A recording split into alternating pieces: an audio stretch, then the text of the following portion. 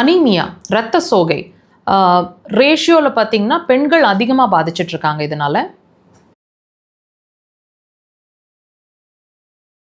இந்த மாதிரி அடிக்கடி உங்களுக்கு வந்து ஹீமோகுளோபின் குறைஞ்சு போயிடுது, நிறைய வந்து பிளட் ஏற்றிட்டே இருக்கிறோம், ஆனால் ரத்தம் நிற்கவே மாட்டேங்குது, மறுபடியும் ஒரு ஷார்ட் ஸ்பேனில் மறுபடியும் ரத்தம் குறையிற மாதிரி இருக்குது.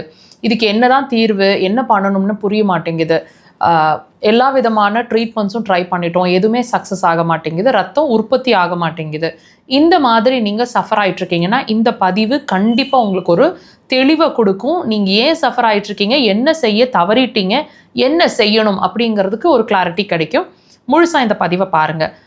அதாவது நாங்கள் ஒவ்வொரு பதிவுலையும் சொல்லிட்டு இருக்கக்கூடிய உங்களுக்கு ஒரு புரிதலை ஏற்படுத்திட்டு இருக்கக்கூடிய விஷயம் அப்படின்றது, உங்கள் உடம்பு உங்களுக்கு சொல்லிட்டு இருக்கிற விஷயம் அப்படிங்கிறது வியாதி இல்லை. வியாதின்ற ஒரு விஷயம் வியாதி உள்ள இருக்கு அப்படிங்கிறதுக்கான ஒரு வெளிப்பாடு, ஒரு சிம்டம் அப்படிங்கிறது தான் நீங்கள் சஃபர் ஆகிட்டு இருக்கக்கூடிய விஷயம். இப்போ வந்து இந்த கண்டிஷன், அதாவது ஹீமோகுளோபின் குறையுது அப்படிங்கிற கண்டிஷனுக்கும் உள்ள ஒரு வியாதி இருக்குது, அதாவது உள்ள ஒரு கண்டிஷன் இருக்குது அப்படிங்கிறதுக்கான ஒரு சிம்டம் தான். நல்லா வாட்ச் பண்ணுங்கள். இது இந்த மாதிரி ஒரு ஹீமோகுளோபின் குறையிறதுக்கு முன்னாடி வரைக்கும் நம்மளோட ஹீமோகுளோபினை ப்ரொடியூஸ் பண்ணுறதுக்குன்னு சில வேலைகள் நம்ம உடம்புல நடந்துட்டுருக்கோம் இல்லைங்களா, அதுக்குன்னு சில ஆர்கன்ஸ் ரெஸ்பான்சிபிளாக இருந்திருக்கும். அந்த ஆர்கன்ஸ் தன்னோட வேலைகளை சரியாக செஞ்சுட்டு இருந்த பட்சத்தில் நம்மளோட ஹீமோகுளோபினோட லெவல் வந்து நார்மலாக இருந்திருக்கும். இப்போ அந்த ஹீமோகுளோபினோட லெவல் நார்மலே ஆக மாட்டேங்குது, எப்பவுமே குறைவாக இருக்குன்னா என்ன அர்த்தம், அதை உற்பத்தி பண்ணிட்டு இருக்கக்கூடிய உறுப்புகள் சரியாக வேலை செய்ய மாட்டேங்குது அப்படிங்கிறத தான் நீங்கள் அண்டர்ஸ்டாண்ட் பண்ணிக்கணும். ஸோ ட்ரீட்மெண்ட் அப்படிங்கிற ஒரு விஷயம், ஹீமோகுளோபினை புட்டப் பண்ணணும், இயற்கையாக உள்ளேயே ப்ரொடியூஸ் பண்ணணும் அப்படின்னா கண்டிப்பாக அது உற்பத்தி ஆகக்கூடிய இடத்த நம்ம ட்ரீட் பண்ணணும். அதுதான் ஆக்சுவல் ஃபேக்ட்டுங்க.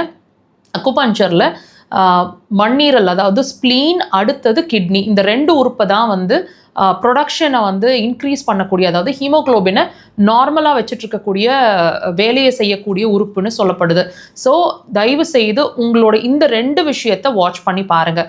இப்போ இது சம்மந்தமான சிம்டம்ஸ் என்னென்ன இருக்குன்னு கேட்டிங்கன்னா, உதடு வறட்சி, தண்ணி தாகம் அதிகம், இனிப்பு அதிகமாக பிடிக்கிற மாதிரி இருக்கிறது, மசில்ஸ் அதிகமாக இருக்கிற இடங்கள்லாம் வலி இருக்கிற மாதிரி இருக்கிறது, மனசுக்குள்ளே இனம் புரியாத ஒரு பயம், ரொம்ப டயர்ட், எப்பவுமே சோர்வாக இருக்கிற மாதிரி இருக்கிறது, இந்த மாதிரி விஷயங்கள் அதிகமாக இருக்கும். முடி நிறைய கொட்டும், இன்னும் பல விஷயங்கள் நீங்கள் வாட்ச் பண்ணலாம். தயவு செய்து அட்லீஸ்ட் இந்த பதிவை பார்த்த பிறகு நீங்கள் என்ன பண்ணணுங்கிறத கிளியராக புரிஞ்சிருப்பீங்கன்னு நம்புகிறேன். அக்குபஞ்சர் அதுக்கு சிறந்த தீர்வாக இருக்கும். கண்டிப்பாக ட்ரை பண்ணுங்கள்.